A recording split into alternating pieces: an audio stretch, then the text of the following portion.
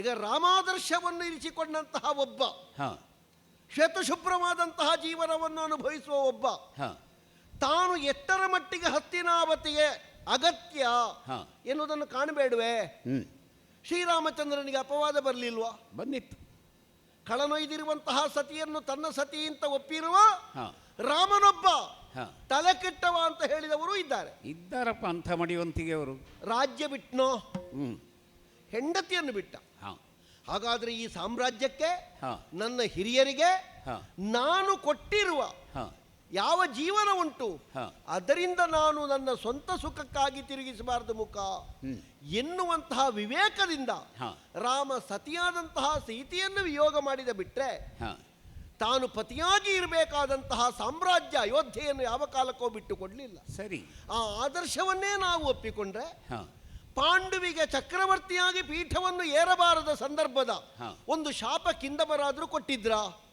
ಕೊಟ್ಟಿರಲಿಲ್ಲ. ಆದರೂ ಜುಗುಪ್ಸೆಯಿಂದ ಕಾಡಿಗೆ ಹೋದ. ಅಧಿಕಾರವನ್ನು ಕೊಟ್ಟವರು ನೀವು. ಹೋಗುವಾಗಲಾದರೂ ನಿಮ್ಮ ಮುಖ ನೋಡಿ, ಅಜ್ಜ ನನಗೆ ಹೀಗಾಗಿದೆ ಅಂತ ಒಂದು ಸಮಸ್ಯೆ ಹೇಳ್ತಿದ್ರೆ ಅದಕ್ಕೆ ನೀವು ಪರಿಹಾರ ಹೇಳ್ತಿದ್ರೋ? ಹೋದಾಗಿತ್ತು. ಕಾಡಿಗೆ ಹೋದ. ದೂತರ ಮೂಲಕವಾಗಿ ತನ್ನ ರಾಜಲಾಂಛನವನ್ನು ಕೊಟ್ಟು ಕಳಿಸಿದ. ಹೌದು, ಬಂತು ಹಸ್ತಿನಾವತಿಗೆ. ಒಂದು ಅರ್ಥದಲ್ಲಿ ತನಗಿದ್ದಂತಹ ಅಧಿಕಾರವನ್ನು ತಾನು ಬಿಟ್ಟುಕೊಟ್ಟ.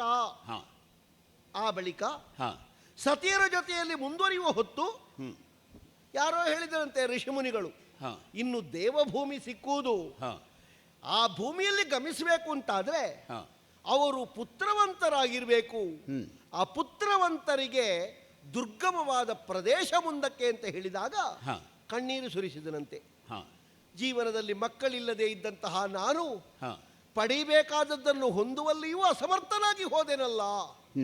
ಆಗ ಹತ್ತಿರದಲ್ಲಿರುವಂತಹ ಕುಂತಿದೇವಿ ಹೇಳಿದಳಂತೆ, ನಾನು ಹೆರಬಲ್ಲೆ ಅಂತ. ಯೋಚನೆ ಮಾಡಬೇಕು. ಹೌದು, ತಪ್ಪಲ್ಲ.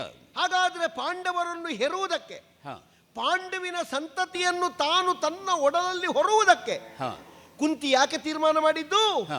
ಪಾಂಡವಿಗೆ ಒಂದು ಸ್ವರ್ಗವನ್ನು ಕೊಡಿಸುವಲ್ಲಿ, ಅಪುತ್ರವಂತ ಎನ್ನುವಂತಹ ಒಂದು ದೋಷವನ್ನು ದೂರೀಕರಿಸುವಲ್ಲಿ, ಪಾಂಡು ಪುತ್ರವಂತನಾಗುವುದಕ್ಕಾಗಿ ಕುಂತಿ ಪಡೆದಳು. ಮೂರಾಯ್ತು. ಮತ್ತೆ ಹೇಳಿದಳಂತೆ, ನಾಲ್ಕನೆಯದ್ದನ್ನು ನಾನು ಬಯಸುವುದಿಲ್ಲ, ನಾನು ಪತಿವ್ರತೆ, ಕ್ಷಾತ್ರಕನ್ಯೆ, ಮೂರಕ್ಕಿಂತ ಹೆಚ್ಚು ಬೇಡ ಅಂತ. ಆ ಬಳಿಕ ಮಾದ್ರಿ 2 ಮಕ್ಕಳನ್ನು ಪಡೆದಳು. 5 ಜನ ಆದ್ರು.